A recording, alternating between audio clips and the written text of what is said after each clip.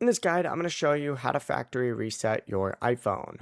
Before we get into this guide, make sure to like the video and subscribe to the channel with all notifications on. It really does help with the channel and it lets us know that you want more content like this. We'd greatly appreciate it. And if at any point throughout this guide you did have any questions, just ask them down in the comment section below and we could help you out further. I'm going to be doing my best to reply to every single comment down there. Begin by opening up the settings app and you need to scroll down and select general just like so.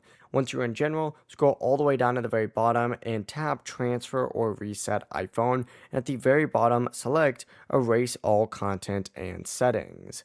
Once you go ahead and do this, it's going to take you to a page that looks like this. Hit continue, and then you're going to be on a page that looks like this where you can go through, choose if you want to keep your eSIM data, stuff like that.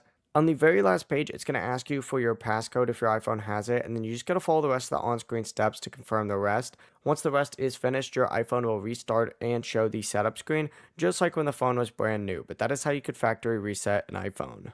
Before you leave this guide, make sure to like the video and subscribe to the channel with all notifications on. It really does help the channel and it lets us know that you want more content like this. We'd greatly appreciate it. And if at any point throughout this guide you did have any questions, once again, ask them down in the comment section below and we could help you out further. I'm going to be doing my best to reply to every single comment down there. Have a great rest of your day though.